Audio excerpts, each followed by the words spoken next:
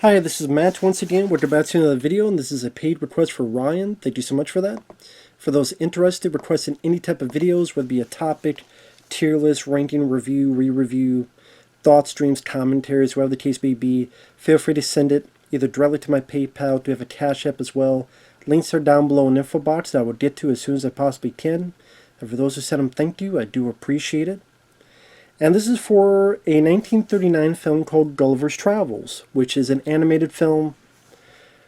I believe they were inspired by the Snow White and the Seven Dwarfs, which had come out not too long before this, which got a lot of, success, of course.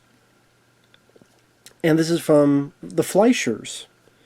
Matt Fleischer, actually Dave Fleischer, directed this. I love the Fleischer cartoons. I'm always a sucker for them. Superman, I love those cartoons. I adore those Superman Fleischer cartoons. I think they're fantastic. And they're always cool to see, always cool to witness.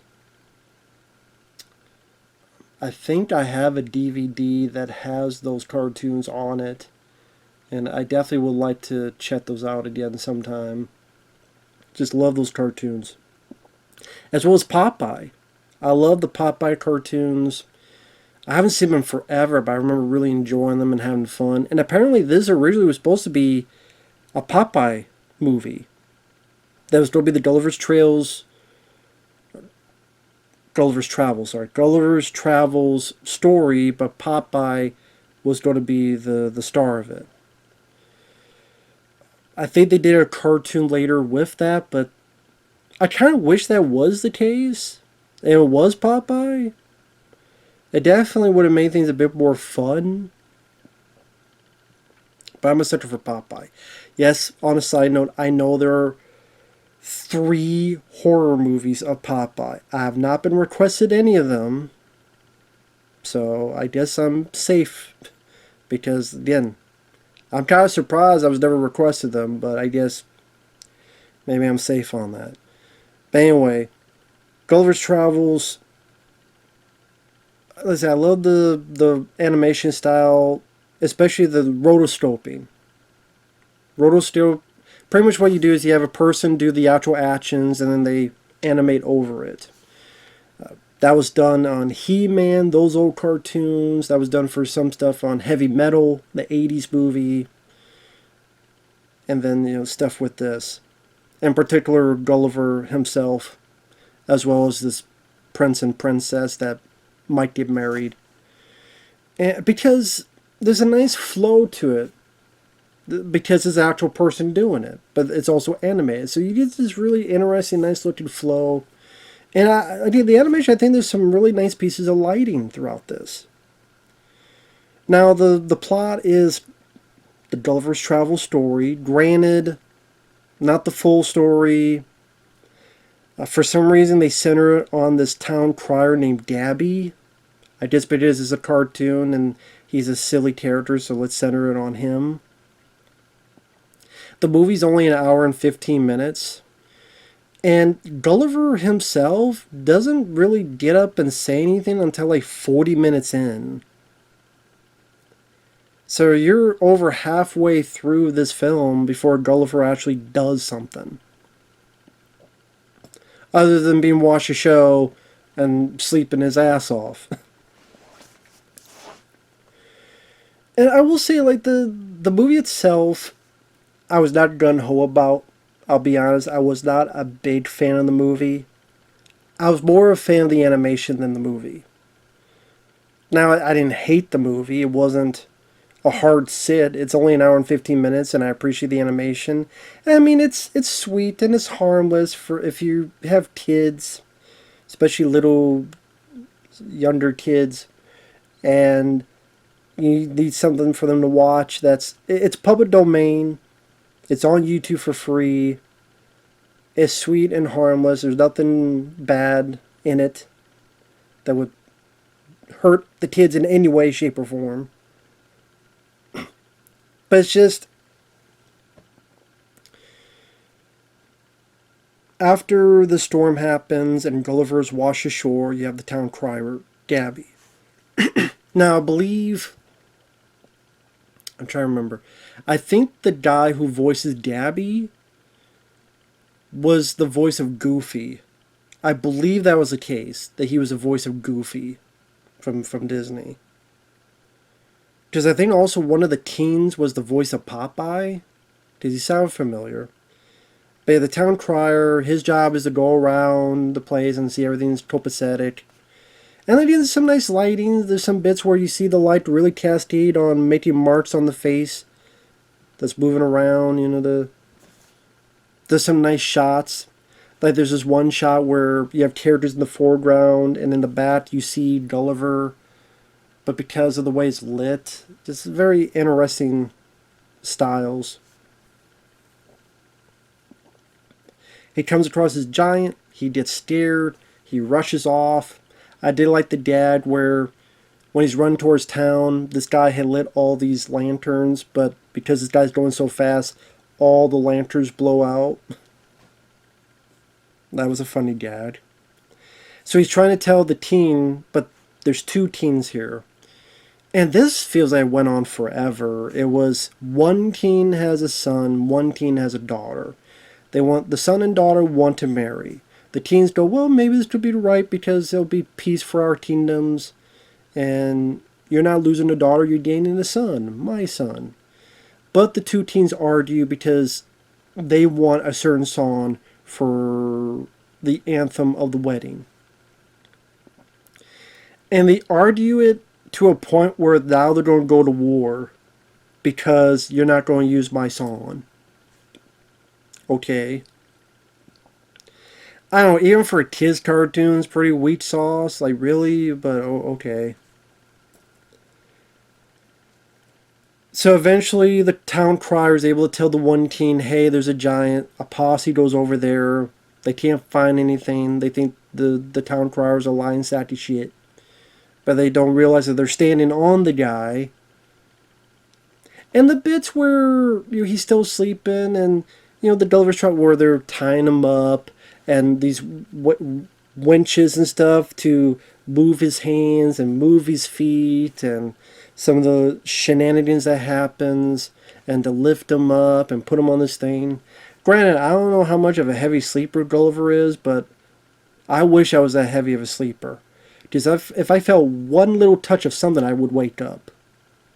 So I wish I was a heavy sleeper like this guy. Trust me, I wish.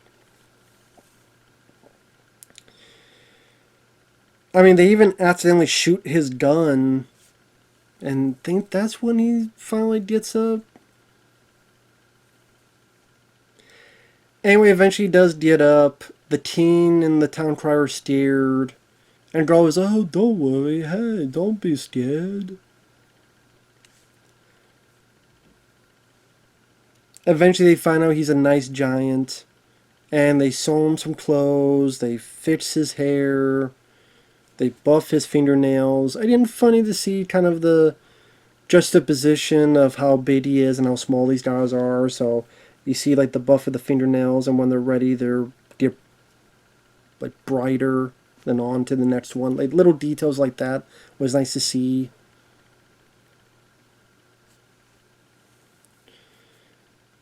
Some shenanigans happen. Some other stuff happens where the other teen wants this giant taken care of. Sends some guys in. They try to do some stuff. At one point, a place is on fire. Gulliver puts it out. Eventually, the prince isn't being in love with the girl, wants to be with her, gets in a sword fight with these guys. The teen's ships are coming. Gulliver, before that tosses the two, finds out what this whole war is about, and he's like, really? Even he's like, really, this stupid shit? He doesn't say that, but he should have. Says, well, why don't you just combine the songs together? And like they try to incorporate songs, much like Snow White did. The songs, I mean, maybe I didn't give a shit about the songs. I really didn't. There's not one of these songs it's not that they're badly sung. It's just none of these songs were appealing to me, and I would never listen to them again.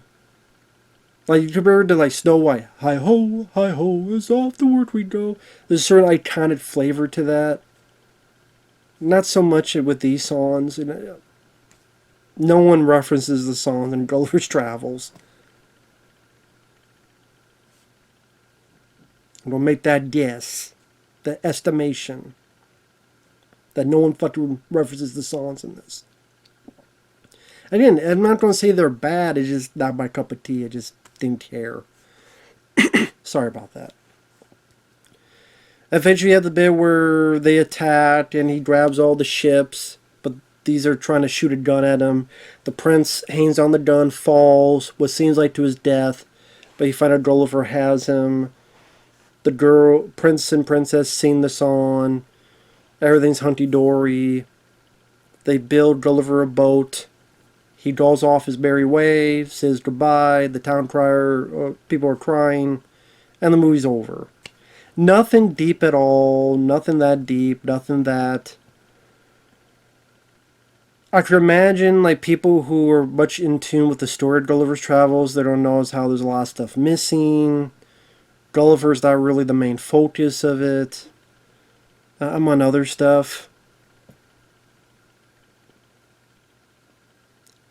Again, for me, what I got out of it was the animation. I enjoy this type of animation. So it's always nice to see that type of stuff. I would never watch the film again. I mean, if I want the animation, I'll just watch pop by. I'll watch Superman.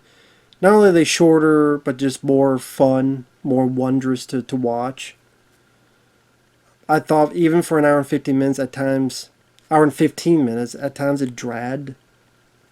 But I wouldn't say I hated it. It's just, If you are a parent and you just need to have your kid watch some Gulliver's Travels type of story, I say type, this is, but it's not the full story, but I mean, like I said, there's nothing in here that's you don't have to worry about with your kid. It's definitely a G-rated affair. There's definitely some physical hygienes, like when they're trying to pick Gulliver up, or even when they're cleaning him up, and how they sew and how they shave. Which even me, I'm like, I got a beard, but if someone's like got like a scythe or whatever, it's like, I'd be like, don't cut me, fool. Even I was like, don't cut his neck, buddy. I'd be like, you know what? I'll keep the beard. Like, if you don't shave like that, I'll keep the beard.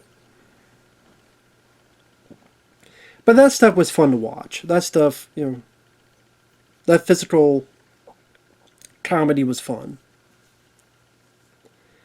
But yeah, I just didn't care about the songs. I didn't care about the love story. I didn't care about the teens. I felt like it took like 10 minutes of the teens just going back and forth about, ooh, take, and, should be my anthem. No, it'll be my anthem. I'm like, I don't give a shit till we get to Gulliver and to tie him up and all this other shit. I mean, I'd rather watch this than the Jack Black movie, because at least it's shorter. So I'll watch this over the Jack Black movie. I don't know if there's been a try and true great Gulliver's Travels movie. I guess people out there could comment if there is, or if there has been one. But yeah, I'll watch this over the Jack Black one. But yeah, if you like the Fleischer style animation, you want to give that a look, I can understand, because it was nice to see some of that play out. So at the very least, interesting to watch for that piece of history. Because again, I love the Fleischer cartoon era. Again, those Superman ones still hold up to me to this day. I know they released a Blu-ray of those, but someone did a really great job discussing just the omissions and how they're just not what they should be. But someone on YouTube did a fantastic job. I forget what... Actually, you know what? Since I got a bit of time, let me look that up. Fleischer cartoon discussion.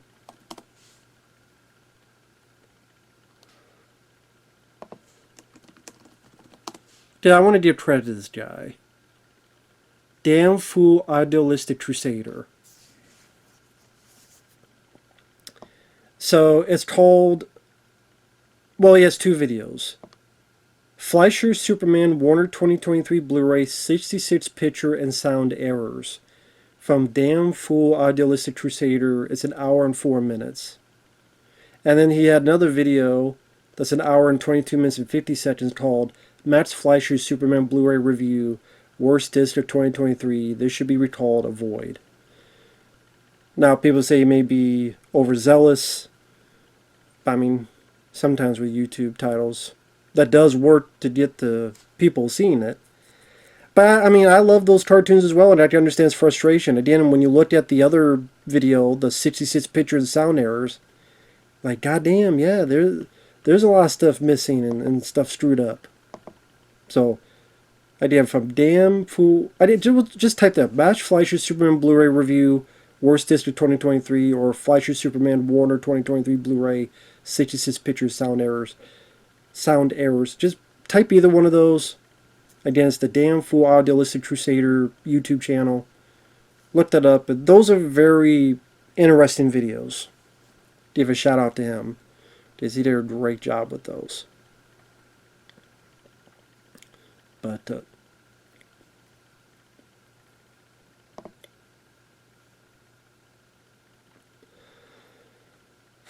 makes me want to watch those again.